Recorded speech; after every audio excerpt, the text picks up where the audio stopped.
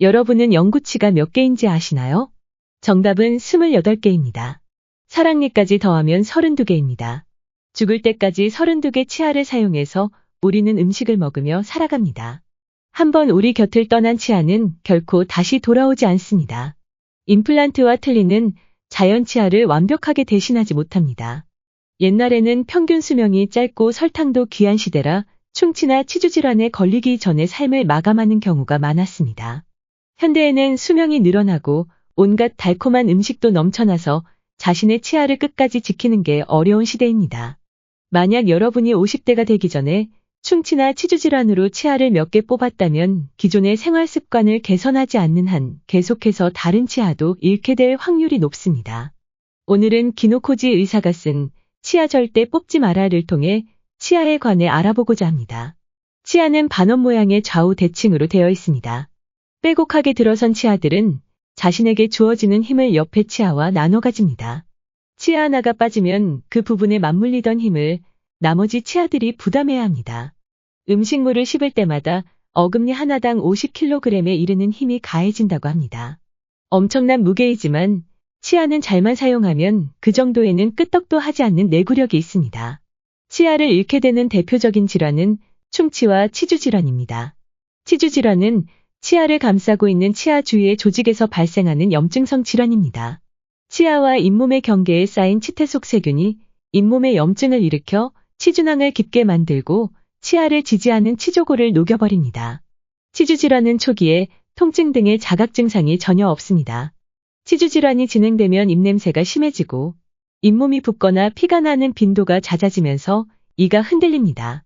치주질환은 회복될 수 있는 병이 아니라 증상이 악화되기만 하는 일방통행 병입니다. 치주질환의 경우는 조기 발견, 조기 치료 외에는 예방법이 없습니다. 정기적으로 치과에 가서 검사를 받아야 하는 이유입니다.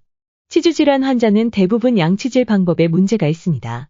양치질로 제거되지 못한 음식물 찌꺼기가 염증을 일으키거나 치석으로 쌓이기 때문입니다.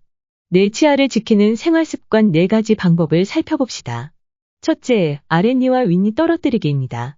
관리를 잘해도 치아가 망가지는 경우도 있습니다. 이유가 무엇일까요?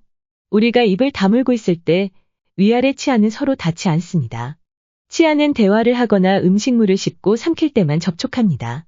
그것도 순간적이어서 위아래 치아가 접촉하는 시간은 하루에 20분 내외입니다.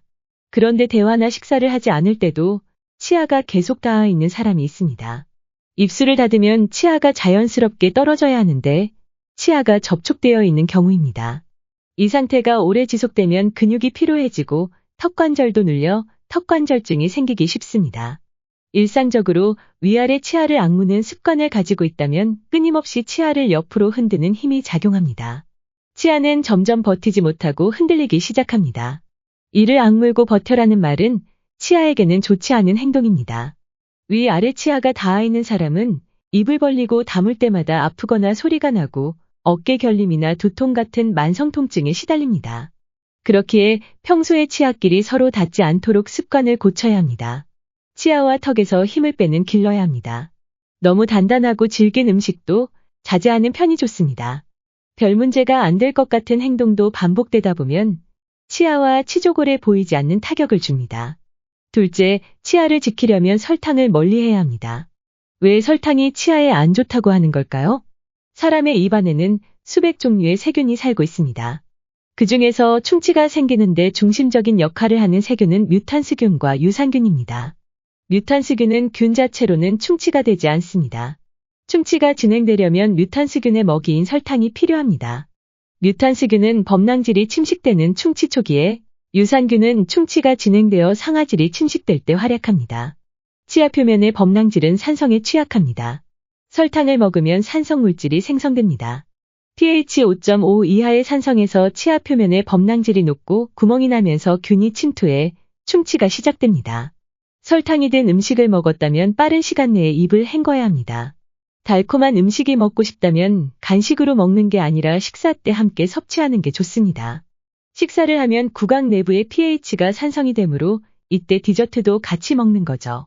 식사 후에 입을 헹구거나 이를 닦으면 충치가 진행되는 것을 막을 수 있습니다. 셋째, 치아를 지키려면 칫솔질이 중요합니다. 구강 관리에 대한 의식이 높아지면서 요즘 사람들은 양치질의 중요성에 대해 잘 알고 있습니다. 하지만 칫솔질을 제대로 하는 사람은 극히 일부입니다. 치태가 형성되어 치아에 해를 끼치는 데는 하루가 걸립니다.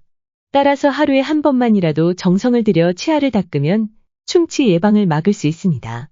칫솔모는 나일론으로 만든 것이 청결합니다. 모는 가급적 촘촘하고 헤드가 작은 것이 좋습니다. 치약에 들어있는 불소는 충치를 예방하는 효과가 있지만 아주 적은 양만 사용해도 충분합니다. 치약에 들어있는 연마제 때문에 치아가 과도하게 마모될 수 있기 때문입니다. 양치질을 할 때는 언제나 거울을 보면서 칫솔이 잇몸고랑에 정확히 닿는지 확인해야 합니다. 칫솔을 두 손가락으로 펜을 쥐듯이 잡고 치아와 잇몸의 경계를 살짝 누르며 닦습니다.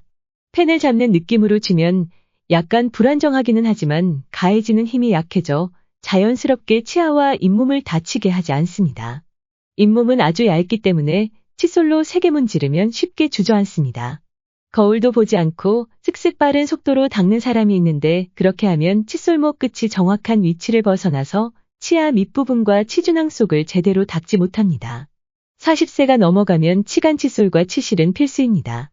치아 사이의 틈에 있는 치태는 칫솔만으로 제거되지 않습니다. 양치질이 끝난 후 혀도 닦습니다. 1년에 한 번은 치과에서 스케일링을 받아 치석을 제거해야 합니다. 넷째, 치아를 지키기 위해서는 치과도 잘 선택해야 합니다.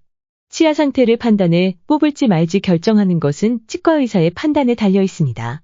치아를 뽑거나 깎으면 주변 치아에 타격을 주기 때문에 연쇄적으로 치아를 잃게 됩니다. 어느 정도 충치가 진행된 상태면 발치하려 드는 치과도 많습니다. 진료보수 때문입니다.